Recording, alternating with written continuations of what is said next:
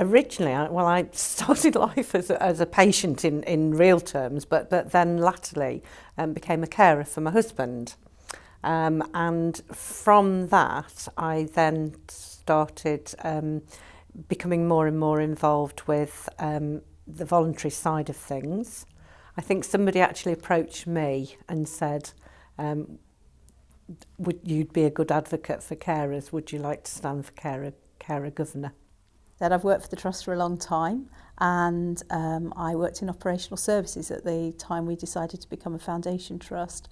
And so really from the very first moments that we were discussing this, part of my job brief was to understand what it meant to be in a foundation trust, and part of that was understanding about membership and the Council of Governors. So I've known about it really from the moments that we were talking about being an FT.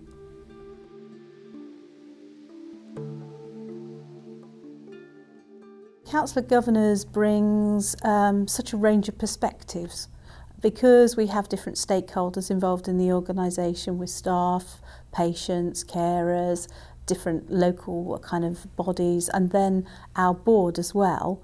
It seemed like a real opportunity to get in the room with all these different people who would probably have quite different views and be part of that. Do some of the services truly understand what it is like to be an unpaid family carer, because you're doing almost a job in itself, but whilst you're getting on with life, and life can be pretty difficult, as well as having the added extra of a caring role. So I think I wanted to try and influence from a bottom-up approach to be able to say, look, you know, this is how it is. And we need each other.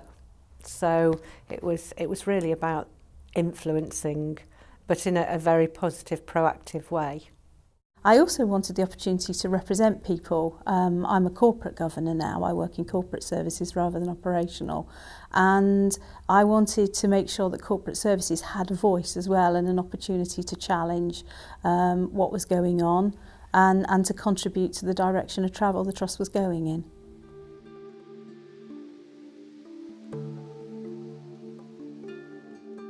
One of the most relevant parts is being a patient, because without a patient, the organisation doesn't have a need. And equally, I would not be a carer if I didn't have somebody to care for. So it was really about coming into that role with a very clear purpose of what I could bring, and in bridging that gap and helping us both to understand. I think the role of the staff governor is to represent whatever group of staff you're there for. So in my case, corporate. There's also people from our adult services and our specialist mental health services. And it's to make sure that those people's views are represented. And it's also about hearing what's being said at Governors and feeding that back into that group of people. And I think there's a really fine balance when you do that, because you're a member of staff. It's really important that you don't see yourself being there as like a staff side representative, a union representative, because that isn't your role.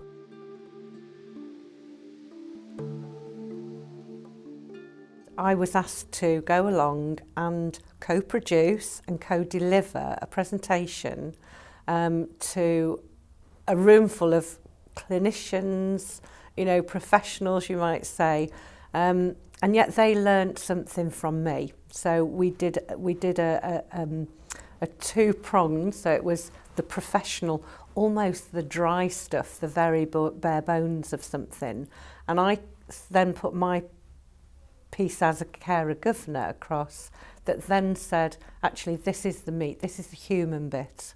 And the response that came back was, well, thank you, actually, you really made that human.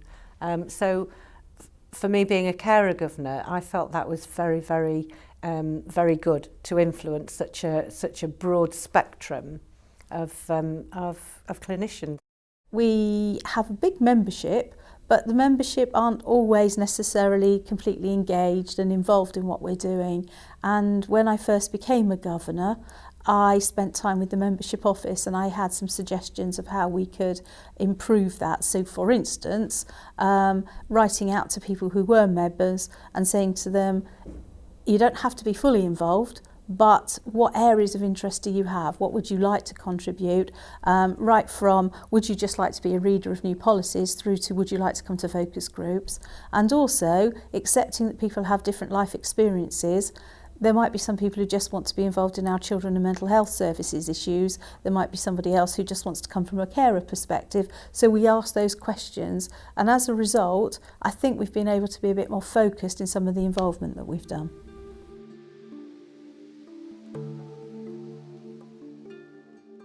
Once you are a governor, because you're aware of your responsibility, a little bit of every week I spend some time thinking, or I might be asked to express a view or come and do a podcast or something. I don't find it arduous. I think you can make it as busy or as not busy as you want. So I really admire some of the service user governors, for instance, because they really do invest a lot of time. They're probably every week at several days a week involved. For me as a staff governor, it probably averages, if you really average it over a month, it's probably a couple of hours a week at the most. So I don't find it arduous, but I know if I wanted to have a greater involvement, then the opportunity's there.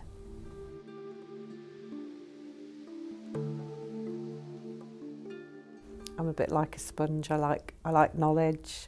I like to be sort of informed. Don't always use it, but there we go. It's there and it sits there and might come out at another date. But yeah, I think that's probably meeting people.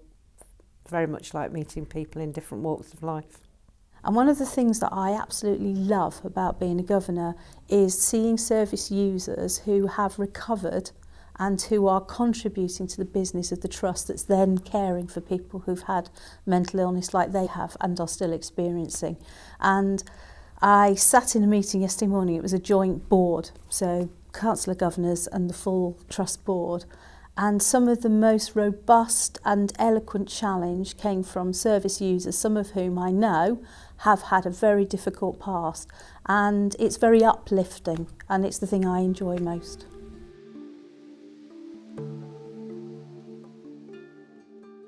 I think for people who haven't had the chance of those experiences, it might feel a bit intimidating. It's not. It's a great opportunity. See people from all different staff backgrounds, and then, as I said, from service user carer backgrounds, and then from public service backgrounds, all coming together, and it really does do powerful things. There's some great challenge there. I think our organisation is better for it, and I would actively encourage people to consider it and bring the good experiences they have. Do it. You don't know what you're capable of until you actually put yourself forward. And I think one of the biggest things is it should not be an us and them. I think I said that somewhere before, and one of the things that, going back lots of years, I always thought that all of you professionals out there had all the answers. And actually I now realise that you don't, no more than I do. So that sort of coming together and bringing that very grassroots, simple question that nobody might have thought of can actually be a game changer in the bigger picture. So for anybody that wants to come in, I think there's offering of lots of support and help to bring their part to the table and represent the people that maybe can't come to the table.